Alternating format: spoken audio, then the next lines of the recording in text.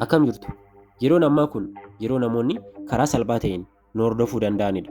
Kunis akkaataa kamiin kan jedhuuf siistemoota garaagaraa fayyadamuudhaan namoonni miseejii nuti namaa waliin barreessinu ta'uu danda'a, bilbila yeroo nuti nama waliin haasofnu ta'uu danda'a, akkasumas immoo bakkoota garaagaraa yeroo nuti deemnutti illee yeroo itti namoonni nu hordofuu danda'anidha. Har'a garuu siitingiiwwan kana yoo sirreessitan bilbila keessan namoonni hordofuu hin danda'anii, isinis immoo wantoota isin gootan bilbila keessan irratti namni isin hordofuu hin danda'u. Kanaaf har'a viidiyoo kana amma xumuraatti ilaaluudhaan siitingiiwwan kana bilbila keessan irratti sirreessuu qabdu. Subscribe to my channel.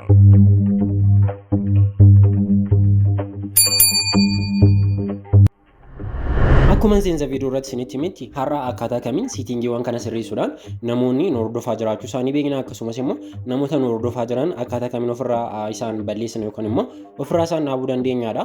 Yeroo baay'ee namoonni keessattuu biyya alaa maadaamiiwwan kiyya nu hordofaa jira, akkamittan beekuu danda'a, akkamittan ofirraa balleessuu danda'a yeroon isin jettanii dhiphatan jira. Har'a siitingiiwwan kana yoo sirreeffattan akka isaan isin hin hordofne gochuu danda'a. Yeroo itti aanutis immoo siitingiiwwan afaan yookaan bilbila keenya irratti wantoota afaan sirreeffachuudhaan akkasiin namoonni isin hin hordofne gochuu dandeessu jechuudha. Namoonni tokko tokko immoo yaada akkasii ofirraa qabdu. Ani wanta namni na hordofuuf hin jiru, icciitii wanta ta'e tokko hin qabu jettu. Garuu akkas jechuu miti. Wanti bilbila keessan irratti isin fayyadamtan kamiyyuu namni beekuu hin qabu. Maaliif wanta namni beekuu qabuuf wanta namni beekuu hin qabne jira waan ta'eef bilbilli keessan immoo icciitiiwwan keessan baay'ee baatee jira waan ta'eef siitingiiwwan kana sirreeffachuudhaan akka namoonni isin hin hordofne gochuu dandeessu. Amma xumuraatti viidiyoo kana ilaala. Tole akka jalqabaatti kanan isinii qabadee dhufe miseejiidha. Miseejii fayyadamuudhaafis immoo isaaf Google Miseejii yoo fayyadamne gaariidha. Google Miseejiin baay'ee ariifidha waan ta'eef Google Miseejii immoo isa arganna kan jedhu Play Store irra deemtanii Google Miseejii jettanii yoo search gootan isiniif dhufa jechuudha. Bakka kanarratti Google Message jettanii search yoo gootan isiniif dhufa. Kun akkasitti isinii dhufa. Isa kana install yoon install gootanii sana booda open gochuudha jechuudha. Sana booda Google yookaan immoo email bilbila keessan irra jiru waliin wal qunnamsiistu jechuudha. Tuli gara appichaatti deebinee isinitti argisiisu. Erga message irra deemtaniin booda yookaan immoo Google Message keessa erga seentaniin booda asirratti kun messageewwan bilbila keessan irra jiran messageewwan karaa kamiin isinii dhufan hundumayyuu isinitti argisiisa. Sana booda maal gootu bakka kanarraa isa kana ni tuqxu. Profaayilii keessanii yookaan immoo bakka suura keessanii jechuudha. Yeroo isa tuqxanii as keessa galtan asirraa maal isiniin jedha. Kunoo bakka kanarratti maal isinii fida? Device pairing kan jedhu isinii fida. Isanii tuqxu. Isa erga tuqxaniin booda as keessa namni aaksiin gochuusaa kan beektan bakka kanarrattidha jechuudha. Fakkeenyaaf asirratti kan kiyya duwwaadha yookaan immoo namni na hordofaa hin jiru. Isin garuu namni isin hordofaa jira yoo ta'e bakka kanarratti bakka kan kiyya duwwaa jedhee kanarratti tokko jedhee isinii fida yookaan immoo jala kanarratti maqaa bilbila isaallee gosa bilbila isaatii faana bakka kanarraa isinii fida jechuudha. Wanta akkasii bilbila keessan irra jira yoo ta'e fuuldura isaa stop kan jedhu jira waan ta'eef stop gochuu qabdu jechuudha. Kanaaf akka salphaatti immoo namni isin hack gochuu danda'a kunoo isinillee nama hack gochuu barbaadan yookaan immoo fakkeenyaaf ijoollee keessanaa ta'uu danda'a wanta biraa namoota hordofuu yoo barbaadan kunoo asirraa dhuftanii bakka kanarratti asuma meseejii keessan keessaa switch to query kan jedhu kana tuqxanii sana booda maal isinii fida? Kun akkasitti query code isiniin jedha. Sana booda bilbila isaaniirraa query code isaanii iskaan gootanii as kana tuqxanii iskaan gootanii hordofuu dandeessu jechuudha. Inna kallattii kanaan namnillee isin hordofuu danda'a jechuudha. Kana siitingii kana ilaala. Inni lammaffaan immoo bilbila isin nama waliin haasoftan yookaan immoo bilbilli keessan yeroo isinii bilbilamu gara nama biraa akka hin deemne yookaan immoo namni biraa akka isin hin hordofne kan isin dandeessisudha. Isaaf immoo maal gootu bakka bilbila keessanii yookaan immoo kan bilbila ittiin nama bilbiltan yookaan fooyin isa jedhu kanarra erga galtaniin booda achirra erga dhuftanii asirraa bakka tuqaa sadii kana tuqxu gubbaa kanarra jechuudha. Yeroo isa tuqxan siiting kan jedhu jira isanii tuqxu. Siitingii erga tuqxaniin booda keessa seensisa asirratti wantoota baay'ee isinii fida. Isaan keessaa kanarra isin fayyadamtan supplementary service kan jedhu kanadha. Supplementary service kan jedhu kana ni tuqxu. Erga isa tuqxaniin booda akkaataa kanaan isinii bana. Yeroo inni haala kanaan isinii bane asirraa maaltu jira? Kan isinirraa ilaaltan call forwarding kan jedhu kanadha. Kun baay'ee namoonni kan ittiin nama hordofan keessaa isa jalqabaatidha. Asirratti lakkoofsa isaanii yoo guutan bilbilli isinii bilbilamu gara nama sanaa deemuu danda'a jechuudha. Kanaaf isanii tuqxu. Sana booda alloo jettuuni jala kanarraa jechuudha. Sana booda erga alloo jettaniin booda viidiyoo koolii fi voice koolii isiniin jedha. Namoonni kallattii kamiin isin hordofu yeroo isin viidiyoo haasoftanidha moo yeroo isin aadiyoo haasoftanidha kan jedhudha jechuudha. Lakkoofsi namaas keessa jira taanaan namni sun fakkeenyaaf aadiyoo koolii irra galee isinitti argisiisu. Kan kiyya ammaa namni waan na hordofaa hin jirreef yookaan immoo asirraa ani yeroo baay'ee waan hin balleessuuf noosiit naan jedha. Kun asirratti akkuma argaa jirtan banaa jira hundumaa isaayyuu namoonni akka gara namaa kan deemne jechuudha. Kun asirratti noosiit jedheera jechuudha. Fakkeenyaaf isa jalqabaa kana yoo tuqxan asirratti jechuudha. Asirra lakkoofsi namaa jira taanaan bakka kanarra amma lakkoofsi namaa jira taanaan yookaan immoo isin nama barbaadan kana tuqxanii itti dabalachuu dandeessu kan akkasiin hordofu. Bilbilli keessan fakkeenyaaf yeroo cufaa ta'ettillee gara nama kan biraattillee akka waamu gochuu dandeessu asumaanii. Inna kana asirratti lakkoofsi namaa jira taanaan namni sun isin hordofaa jira yookaan immoo bilbilli yeroo isin bilbilamutti namni sun isin dhaggeeffachuu danda'a jechuudha. Kanaaf isa kana asirratti hundumti isaayyuu akkaataa kanaan no number set jechuu qaba hundumti isaa jechuudha. Kana yeroo hunduma seenaati cheekii godha. Inni sadaffaan immoo lookeeshiniidhaan namni nu hordofaa jiraachuu isaa yookaan immoo bakka deemsa keenya bakka nuti jirru namni nu hordofaa jiraachuu isaa kan ittiin beeknudha. Isaaf kana siitingii keessa seenna. Siitingii keessa erga seenneen booda bakka kanarraa maaltu jira lookeeshin kan jedhu jira. Lookeeshinii yoo isiniif hin dhufu ta'e gubbaarra sarchi gootanii argachuu dandeessu. Bakka kanarratti lookeeshin jettanii sarchi gochuu dandeessu. Namoonni lookeeshiniin bilbila tokko irratti akka bilbila kiyya irratti jirutti nama tokko kan biraa irratti jiraachuu dhiisuu danda'a waan ta'eef lookeeshin jettanii sarchi gootanii kunoo lookeeshin kan jedhu jalqaba irratti isinii dhufa jechuudha. Isanii tuqxu jechuudha lookeeshin kan jedhu. Akkanattis yoo isinii dhufuu dide maal gootu bilbila keessan akkas gad harkisuudhaan bakka lookeeshin jedhu kana gadi qabdu akkasitti jechuudha. Yeroo gadi qabdan asirraa maaltu isinii dhufa bakka kanarra jechuudha. Kuno location service kan jedhutu isinii dhufa. Isa keessaa maal gootu Google location service isa jedhu kana isanii tuqxu. Yeroo isa tuqxan xiqqoo erga barbaadeen booda isinii bana. Kunoo kiyyaa banee jira jechuudha. Amma asirratti kan kunoo haala kanaan akka namni na hordofaa hin jirre natti argisiisaa jira jechuudha. Isin garuu as keessatti akka suura fakkaatuun maqaa namaa waliin bakka kanarratti isinii fida jechuudha. Namni isin hordofaa jira yoo ta'e bakka isin deemtan kuni banaadha taanaan namni bakka isin deemtan bakka isin jirtan hunduma isaa bilbila isaarra taa'ee isin hordofuu danda'a jechuudha. Inni kun banaa yoo ta'e kanaaf inni kun haala kanaan akkasitti taa'uusaa sirriitti mirkaneeffadha. Kunoo bakka kanarratti illee namni kamillee isin hordofaa hin jiru jedhee isinii barreessa jechuudha. Isa kana sirriitti mirkaneeffadhaan isiniin jedha. Garuu as keessaa mallattoo namaatiin yookaan maqaa namaa wajjin wanta akka suuraa fakkaatu wayii as keessa jira taanaan namni sunis irra jira waan ta'eef stop gootanii nama sana ofirraa balleessuu qabdu jechuudha. Inni arfaffaan immoo maalidha kan jedhuun isinitti argisiisa. Siitingii keessa seentu ammasii siitingii keessan keessa erga seentaniin booda asirraa Google kan jedhu barbaaddu. Yoo Googlein asirratti isinii dhufuu baate akka duraanii sarchi gochuu dandeessu. Kan kiyya jira garuu isinitti argisiisuudhaaf malee jechuudha. Kunoo Google sarchi yoo gootan kunoo gubbaa kanarratti isinii dhufa jechuudha. Google jettanii sarchi yoo gootan sana booda isanii tuqxu. Yeroo isa tuqxan asirratti isinii dhufa jechuudha Googlein keessanii.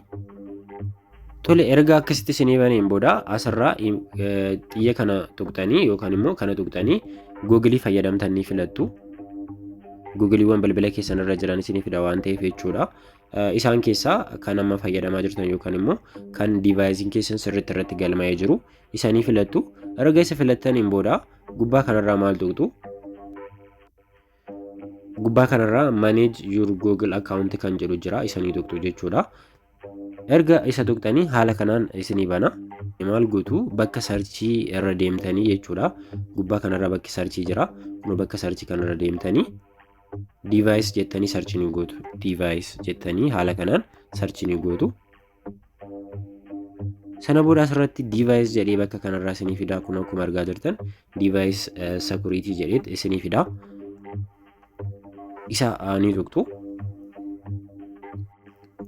Kunoo device kan jedhu irraa erga galtaniin booda haala kanaan kan loogiin ta'ee jiru bakka itti imeeliin keessan loogiin ta'ee jiru isinitti argisiisa jechuudha. Bakka waan kanarratti amma kan kiyyaa inni jalqaba kan kiyyaadha. Itti aanee kan jiru immoo kan PC kiyyaa ta'u natti argisiisa. Kan kiyyayyuu ta'e bakkoota baay'eetti akka inni loogiin ta'ee jiru imeeliin kiyya natti argisiisa jechuudha. Asirratti argaa akka jirtan naannoo 13 bakka 13tti loogiin ta'ee akka jiru natti argisiisa. Akkasumas immoo bakka biraa PC kiyya irratti illee akka inni loogiin ta'ee jirudha. Nama biraas yoo ta'es immoo nama hin beeknes yoo ta'e akkasumas isin fidachuudha. Fakkeenyaaf nama biraati yoo ta'e PC'n kun akkasitti nan tuqa. Yeroon isa tuqeen booda asirratti security kiyya na gaafata yookaan immoo akkana ashaaraa yookaan paaswordii galchuu na gaafata. Isa nan galcha. Sana booda baasuun barbaada yoo ta'e asirraa maalan tuqa jechuudha. Sign out isa jedhu kana tuqeetanan ofirraa balleessa jechuudha. Isinillee akkasitti googilii keessan keessa namni kan baraa jira bilbilli isin hin beekne jira yoo ta'e sign out gochuudhaan ofirraa balleessuun dirqama keessa jechuudha. Maaliif kallattii kanaan illee namni isin hordofuu danda'a. Imeelii keessan sirriitti hordofuu danda'a. Bilbila keessan guutummaan guutuutti hordofuu danda'a jechuudha. Namni sun suuraawwan keessan maaliif yeroo ammaa kanatti googiliirraa wantoota baay'ee kaawwannaa waan ta'eef hunduma isaa wantoonni itti fayyadamnu miiseejii keenya hunduma fayyadamuu danda'a jechuudha. Kanaaf kan ofirraa sign out godha. Kan biraa fi inni shanaffaan immoo maalidha? Siitingii kan jedhudha ni galla bilbila keenya jechuudha. Siitingii irra erga galleen booda xiqqoo ishee akkas erga ol harkisneen booda safety and emergency kan jedhu jira. Kuni bilbila keenya irratti namni aappiiwwan garaagaraa arguu ta'uu danda'a. Kallattii garaagaraatiin yoo haaknu godhe kan ittiin asirratti ittiin ilaallu yookaan immoo kan ittiin argannudha jechuudha. Sana booda jala kanarraa maaltu jira? Unknown tracker kan jedhu jira. Isa kana jechuudha. Isa ni tuqxu. Isa erga tuqxaniin booda akkasitti isinii dhufa. Sana booda asirratti bultuuzii keessanii fi lookeeshinii keessan akka bantan isin gaafachuu danda'a. Kan kiyya amma baneen jira. Tarnoon lookeeshinaan jedha. Lookeeshinii kiyya sanan banaa fi sana booda erga bultuuziis lookeeshinii isin gaafachuu danda'a. Erga sabantanii fi booda kun jala kanarraa inni jedha bultuuzii fi iskaan gochuudhaaf yoo jettan isin gaafata jechuudha. Sana booda iskaan kan jedhu kana ni tuqxu. Jala kanarraa iskaan kan jedhu jira isa ni tuqxu. Sana booda iskaan isiniif godha jechuudha. Bilbila keessan irratti nama isin hordofaa jiru yookaan immoo aappiiwwan garaagaraa tuquudhaan namni isin hordofaa jira yoo ta'e iskaan isiniif godha. Amma iskaan isinii godhutti ni eegdu. Kun akkasitti yoo isinii fidee jechuudha. Asirratti no tracker detected yoo isiniin jedhe bilbila keessan namni kan baraa isin hordofaan jiru jechuudha.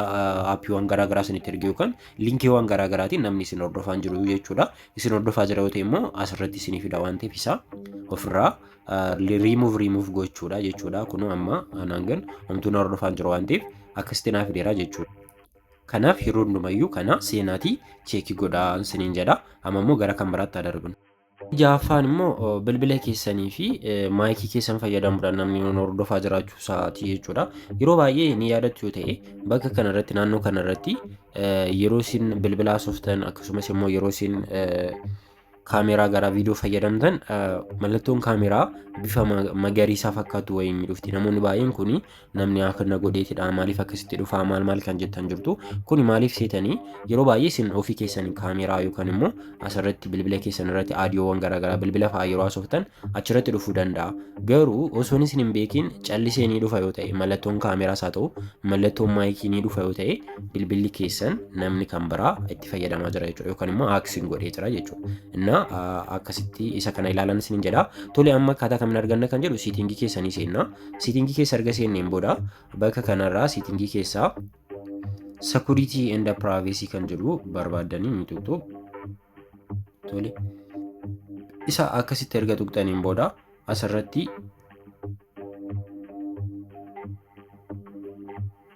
wantoota sadii isinitti argisiisa. Innis immoo sa'aatii 24 keessatti bakka kanarraa kaameeraa kan fayyadame, maayikiraafoonii kan fayyadame, lookeeshinii kan fayyadame jedhee isinitti argisiisa jechuudha. Isin maal gootu gubbaa kanarraa bakka kana tuqxanii jechuudha. Isa kana tuqxanii sa'aatii 24 isa jedhu kana sa'aatii guyyaa 7tti jijjiirtu. Guyyaa 7 keessatti permishiniiwwan asirratti fayyadaman jechuudha. Kun asirratti akkasitti jira.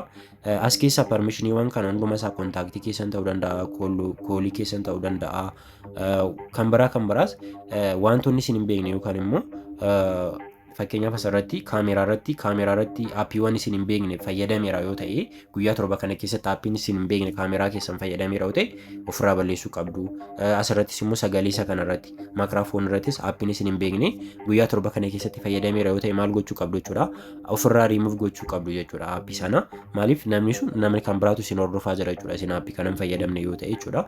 Kanaaf isa kana haala kanaan diiteelii keessa galtanii kaameraa irra galtanii fakkeenyaaf kaameraa irra yoon galee kaameraa irratti kun saatiidhaan namni bakka wanta nuti fayyadamne hunduma isaa asirra saatiidhaan hagam saatii kamitti akka nuti seenne hunduma isaa haala kanaan guyyaa torba kana keessatti saatii isaa wajjin yuutuubii hunduma isaa nuuf fida jechuudha.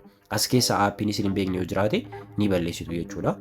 Akkasumas maayikiraafoon irrallee ta'uu danda'a yookaan immoo sagalee keessan illee namni kan biraa fayyadameera yoo ta'e yookaan namni kan biraa sagalee keessan dhaggeeffateera yoo ta'e isallee kan ittiin beekuu dandeessan asirratti aappiin isin hin beekne yoo jiraatedha jechuudha. Yookaan immoo bakka biraarraa aappii namni kan biraa yoo fayyadame asirratti isinii fida jechuudha.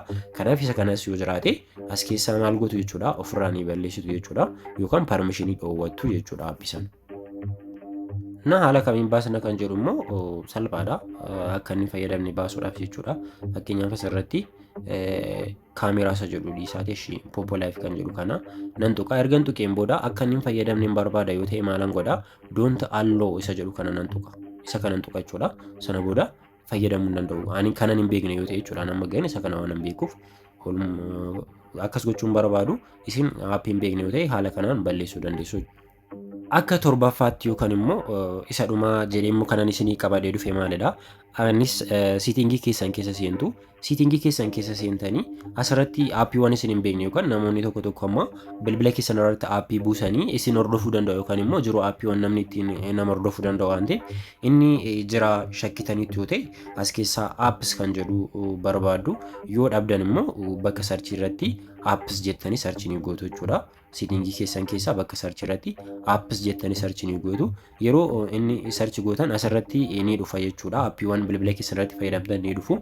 Sana booda asirraa maaltu jira bakka kana ni tuqxu ishii kana tuqxanii ol kan jedhu irra godhachuu qabdu. Aappiiwwan hundi isinitti akka mul'atu jechuudha. Kun ol irra erga ta'een booda as keessa maal gootu jechuudha amma aappiin isin hin beekne yookaan aappii bilbila keessan irratti osoo hin beekin isin hin buusin jirtan garuu bilbila keessan irra jiru yoo jiraate barbaadanii aappichaa as keessaa balleessuu qabdu jechuudha. Maaliif namni kallattii kanaan illee isin hordofuu danda'a waan ta'eef isa kana as keessaa barbaadanii aappii asirra jiru maaliif isin hin beektan yoo ta'e aappii sana nama kan biraatu sanarratti buusee isin hordofaa jira ta'inna waan ta'eef innaa kana ofirraa balleessuu qabdu.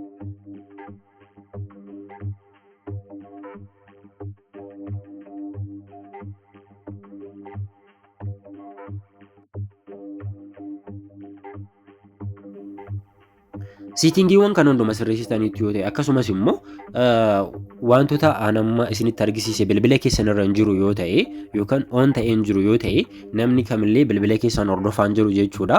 Yeroo biraatti barumsa biraatiin walitti deebina. Namoonni agaarraatti sabiskiraayib nan godhin jirtan sabiskiraayib na gochuudhaan mallattoo bilbilaa on godha. Yeroo biraattis immoo barnoota isin fayyada jedhee yaadu yookaan immoo wanta biraa isinii qabadee waan nufuuf inni akka isin qaqqabuuf notifikashiniin akka isin bira ga'u godha waan ta'eef sabiskiraayib na gochuudhaan mallattoo bilbilaa on godha. Turtii gaarii.